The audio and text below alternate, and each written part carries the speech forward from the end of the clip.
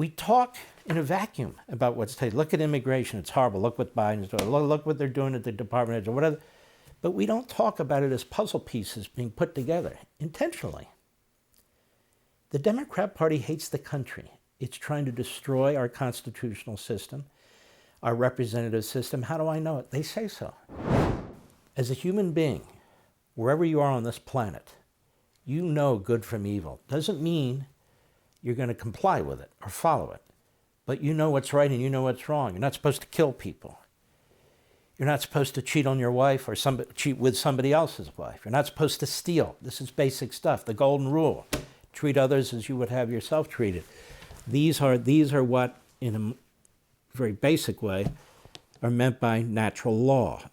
Natural law is eternal law. It's God-given law. Who else gives it to us?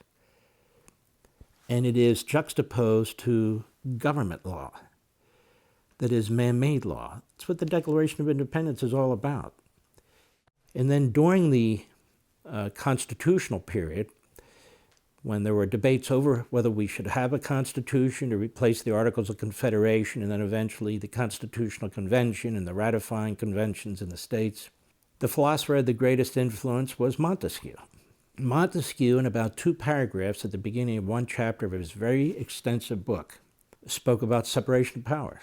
Now, Locke had spoken about it in a more generic way, but Montesquieu really honed in on this as a way of preventing tyranny.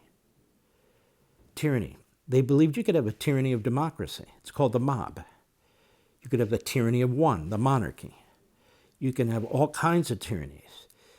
But the best way to try and prevent a tyranny is to divide the powers. So how do we divide them? Well, Montesquieu said there should be a judicial, as they called it. There should be a legislative, as he called it, and an executive, as they called it, with 3 basic different functions, one checking the other. That's why separation of powers is so important. That's why the delineation of the authority as best as they could under each one of those branches is spelled out in the most fabulous governing document in the history of man, the United States Constitution. Why am I telling you all this? It's the book release day. Because everything I just told you was rejected by the Democrat Party. Woodrow Wilson rejected the Declaration of Independence. It's in this book. It's been in my prior 2 books. I want people to understand that Woodrow Wilson was the first 2-term Democrat president since Andrew Jackson, and they had nothing in common. Woodrow Wilson was a progeny of Marx. That is, his ideology was. They call it the progressive era, because they're not stupid. They knew the American people wouldn't accept communism or Marxism or whatever it was. So they called it progressivism. And what was the goal of the progressives? They needed to get past the barriers that the Constitution set up with 3 branches of government, with limited power, with a Bill of Rights, a 10th Amendment that left all power that's not authorized in the Constitution to the states and the people thereof. Well, if you're trying to put together an autocratic, centralized regime, you've got to get around the Constitution. And today, you got to get around the Constitution if you want to implement the Marxist agenda. Because the Marxist agenda, whether it was in the late 1800s, early 1900s in this country, and then later the 1930s and 40s under Franklin Roosevelt, or today, the Marxist agenda, the Constitution stands in the way. Why? Because how can you have limited, dispersed government and at the same time have a centralized, authoritarian government that tells you what to do, that tells you what appliances you can have in your home, what kind of automobile you can drive, and on and on and on. Joe Biden is a very stupid and sick man, but he knows how to repeat phrases. When he says bottom up and middle out, what he's trying to say is, I want you to follow bottom up and middle out, but we're not really about bottom up and middle out. Marx talked about bottom up and middle out without using those phrases. It was called the proletariat that was going to overthrow the management and executive class, as he would call it, that the proletariat would rise up and perhaps violently overthrow this bourgeoisie and take over the government, and for a period of time there would be despotism, he said, but that's okay, that wouldn't last forever. And you're going to need the centralization of power in order to put in place the Marxist ideology, which then the central power will just magically disappear because it won't be needed anymore. Was that what's happened with Xi, with Lenin and Stalin? So Lenin looks at this. They have a Russian Revolution. All this is relevant. I'm going to get to it. And Lenin, with about support from 30% of the people, all these revolutions don't have majority support, especially when people know that they're real revolutions, even in this country.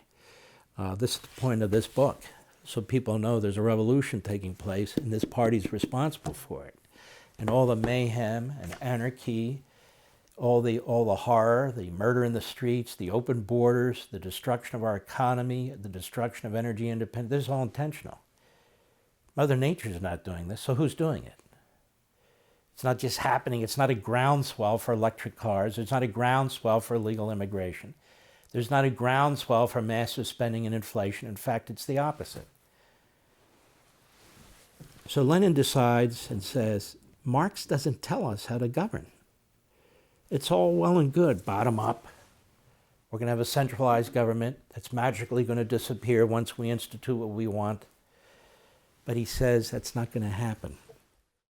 Because all these people in Russia, which included at the time much of Ukraine and so forth, many of them are peasants, and they won't give up their land. Pol Pot found out the same thing in Cambodia, so he murdered 25% of the population. You can't create a perfect society, you see, if the people won't go along. People are imperfect. Institutions are imperfect. So what do? You have mass imprisonments, you have massive genocide, because you're following this rotten, incoherent ideology. And so in the West, we don't have genocide, we don't have that sort of things, but we have the impoverishment of the people. We have open borders, which results in the death of tens of thousands of Americans from fentanyl. You have rape, you have sexual slavery, you have 700 deaths on the border so far. You have all this horror taking place because Joe Biden is pushing an open borders agenda to turn Texas blue. It's that simple. I will say what won't be said. And so when you look at the Democrat Party through the lens of power, things start to make sense. They're repulsive. They're unconscionable. But this is not your average American political party. The Republican Party doesn't seek permanent control of anything. They can't even agree on what they stand for. They're fighting with each other right now over basic stuff where they should be united. You have Republicans in the Senate who basically, mostly unwittingly, go along with this agenda, even participate in it, not because they hate America, because they're lazy and they're stupid. You have fighters in the House, some of whom are smart, some of whom are stupid. But if I asked you this last midterm election, what did the Republican Party run on? They didn't run on anything. The Democrat Party projects onto the Republican Party everything it's done to this country, from racism to anti-Semitism to economic dislocation, and on and on and on. Because the Republican Party doesn't even know its history. Even worse, they don't know the history of the Democrat Party. That's the point of the book. Say, hey, boys, girls, America, do you know who's doing what in this country? We talk in a vacuum about what's taking. Look at immigration. It's horrible. Look what Biden's doing. Look what they're doing at the Department of or whatever. But we don't talk about it as puzzle pieces being put together intentionally. The Democrat Party hates the country. It's trying to destroy our constitutional system, our representative system. How do I know it? They say so. Woodrow Wilson said that when change really comes, it'll come from the judiciary.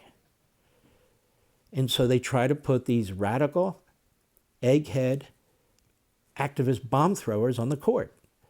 That's why you see the way they fight with the Kavanaughs, the Thomases, and so forth and so on. We face from time to time government shutdowns. Why is that?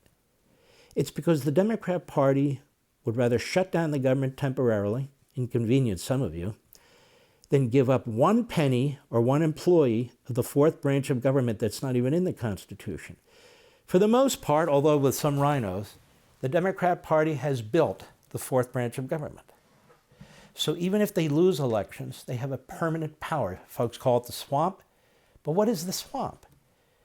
It is a ubiquitous leviathan, created mostly by the Democrat Party, but owned lock, stock, and barrel today by the Democrat Party, that advances their agenda, that imposes laws, many of which I've talked about, but thousands every year, that have fines and penalties just as if Congress passed the laws. Congress doesn't even get involved in what the bureaucracy is doing. All these changes to the appliances in your home, there wasn't a single vote in Congress for it. All this effort to destroy the combustion engine, that's being done through regulations coming out of the EPA.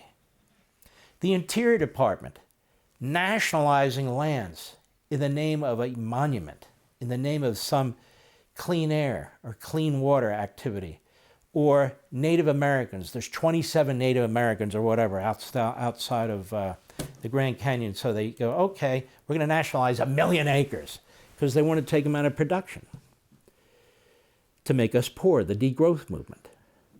It's all about power. Want to see more? Sign up for Levin TV.